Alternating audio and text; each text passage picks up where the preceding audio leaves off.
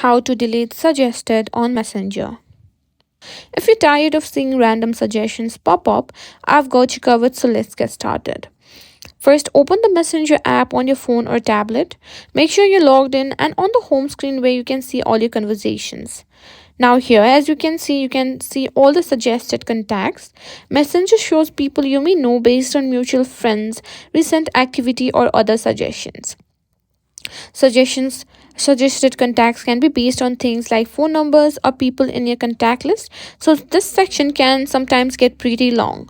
To remove or hide a suggested contact, simply click on the contact and click on edit and click on clear.